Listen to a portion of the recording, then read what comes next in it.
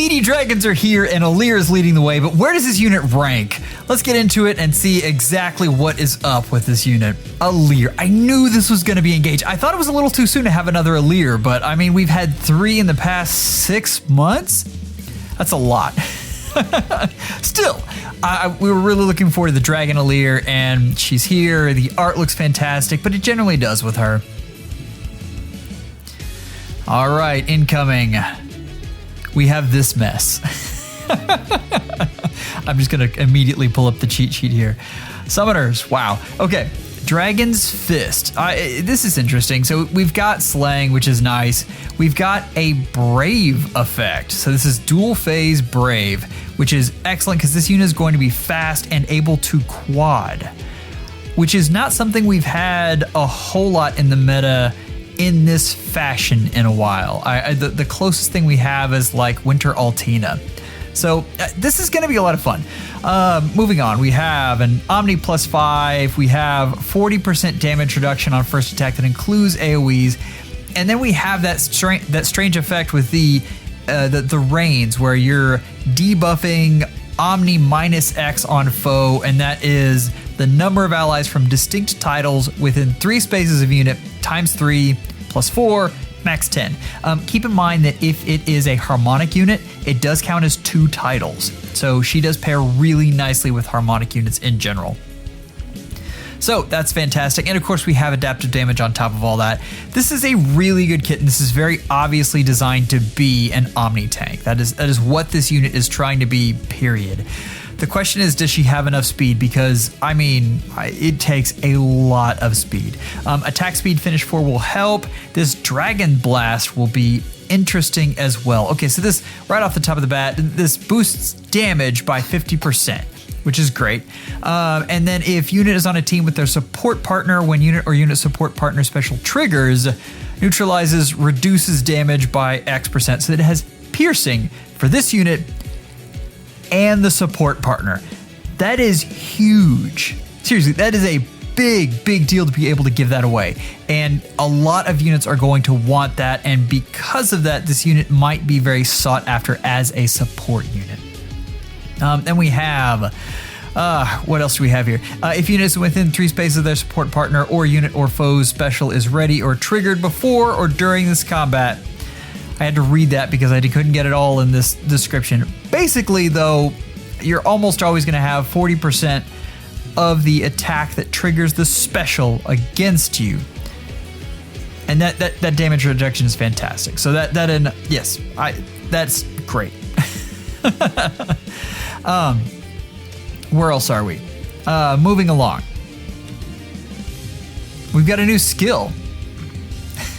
We have Null Sea Disrupt and Attack Speed Pledge, and this is going to be sought after by Gale Force units everywhere. At start of turn, if unit is within 2 spaces of an ally, grants attack speed +6 and special cooldown charge +1 to unit per attack during combat. And then if unit is within 2 spaces of an ally, grants attack speed +3 to unit during combat. This is obviously excellent for this unit, but in particular, I can't imagine, like, Gale Force users are rejoicing now. This is fantastic on so many units, and we might see a lot of the Gale Force faithful foddering this. I'm looking forward to having it in Hall of Forms. I think that's going to be an excellent spot for it. And we have pair up, of course, with Lumera because that's just makes sense.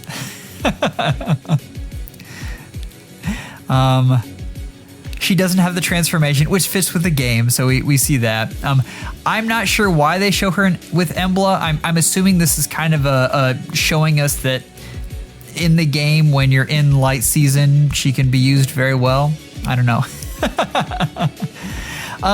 We have all the combat animations for this, but let's just jump right in. Looking at the stats here, and right off the bat, we have Embla, Lucia, and Cyrene. This is a good batch here. I like this. Embla is still very good. I have this ranked 3rd. The reason is I think Lucia is good as a one-off, but you've been really a +1, but you've had a chance to get her already. Like, this is not the first time you've seen Lucia.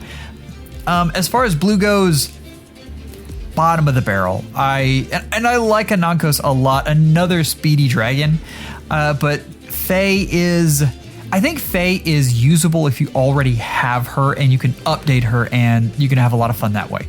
But as a unit herself, it's not someone that I would seek after. And Note is probably about to be pushed off into the demote pile. So the demote legendaries. As far as green goes, this is a phenomenal color with Robin, with Ninian, both excellent legendaries, and I feel like at the top of their rankings in those seasons. And then of course you have Alear as the newest fire legendary. And yeah, I mean, what is there to say? This is clearly the best color, and you are very, very happy if you're after all three of these units, because that's a possibility. But we're going to talk about two, and the reason this is so good is because Rearmed Tana and Guidance 4 are amazing. They are very, very good. There is a possibility that we get a nerf to them after this, so keep an eye out for that, in particular with Gatekeepers Refine. But even if you get that, and even if they give another Warp Bubble unit, Guidance 4 is still amazing. It's just that good. I'm a huge Rhea fan. I think this is a great unit and slept on. But I think probably most folks are going to be going after her for the attack res scowl fodder, which is good on a lot of different dragons. There are a few of them that are looking for the speed version, and we talked about that with Anankos in my Farsay video. But yeah, as far as Ashera goes, if you have her at very high merges and she's close, I get it, and go see if you can get your girl. But otherwise, I would not be hoping for that unit. But you might get her anyways on colorless because you're summoning for Guidance 4, which is painful on legendary banners. I wish you luck if that is you. Let's move into the rankings though. All right. As far as the fire rankings go, and I thought about this long and hard, I really love, there are a couple things, the giving out piercing, and I feel like this is in the same mold as Hinoka. Being able to add something to your partner as well as being good at your job is something to me that bumps you up in the ranks. And we've been seeing this a while, having very competent support units. Just talking about Legendary Robin, same mold. That is really the only reason I have her over Shez, and I like Shez a lot. I don't get to use her as much as I'd like, but she's a very good unit, still a very good nuke. But I like both being able to perform your role and being able to support better. Hinoka I still think is better because I think what she gives is so valuable to so many teams. I will take mobility over damage any day of the week. We've seen that with Guidance 4. We've seen that with this assault troop. But yeah, that is, to me, that ranks higher in priority. Alear is still going to be very good though. Don't get me wrong on that. You'll notice a few other things I've kind of shifted around. Just looking at Eitri. Eitri is on the edge of starting to fade off and bump down, which makes me sad. I have an Eitri, and I've got to tell you, she's amazing. I love her, but she's still starting to see her age, and we're seeing some interesting climbers. You'll notice Legendary Celica has bumped up a full tier and then some, and that is because she's being used very creatively in Summoner duels as both a tank and as a nuke. And what you're getting there is the Miracle build, and we went over that in the last meta report, I believe. And I think in that mode, it has just come to light how good she actually is, and it's come to light how you can use her in different modes as well. I'm weighting scoring less now because I think because of the new system we have, it's just not as big of a deal. I still like Xander. I really do. I've got him above Lilina, and that is against the wishes of the folks in the Discord. I've got a lot of Lilina fans there, but I think maybe putting him further is going too far. Xander is, is not an amazing unit, but I still think he is good at what he does. And I think as a melee cav, as high as melee cavs can go, he's very competent in that. The thing that's keeping Alina up here is not Gifts of Magic or AoEs, which have dropped in value because of Divine Vein Stone. But understand that the combination of that and Hardy Bearing built into her weapon is very, very good and still potent. It can still come in very handy to this day. I still like Edelgard in tier 2 because I think multiple actions is amazing.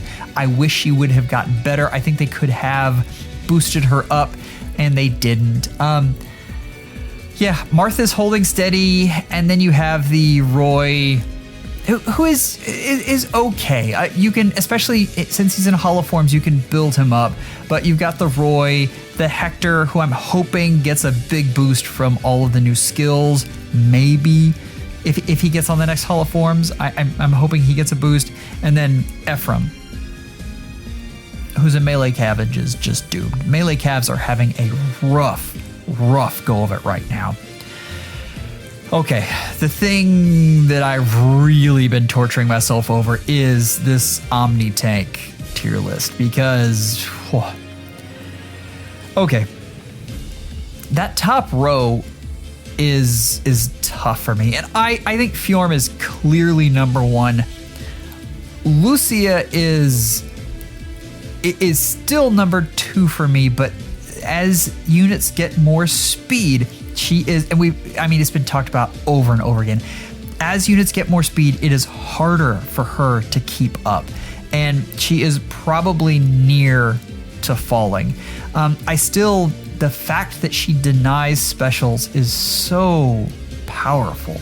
I have a hard time dropping her any lower than this for now, but her stocks would be going down as opposed to going up. Brave Dimitri, I think, is holding steady. Like, you know what he is. There are things that he does very well against, but Alear is floating in my mind, and depending on when you ask me in this last 20 minutes, she has floated from right underneath Fjorm to underneath Brave Dimitri, and depending on my mood, I think she's going to be right in the range I've got her in, and it's possible that she might be over Lucia. I have to see how she plays. I have to see how that damage reduction on special procs goes versus piercing. And you can see it's going to be kind of weird, but the dual phase Brave is so good. I really like that. I want to see how exactly that pans out, and understand that one of the big things we're struggling with right now with OMNITANKs is getting kills, because we have Remote Sparrow and a sea of other damage reduction things like Brash Assault that are making nukes stick around longer by being able to quad against them. And keep in mind that null follow-up would have to be external. That is a huge boon, and you would probably pair Alear with Fallen Maria, and that would be just a necessity. But when a unit it actually does well, you don't mind supporting them, and they may just be glued together, especially since you just can't stop Catria balls right now. The tier below that we have, and I know I'm going to get some flack for this, but I do have Fallen Byleth there. I think Fallen Byleth does some unique things, but she is another one that doesn't have as much speed as I would like.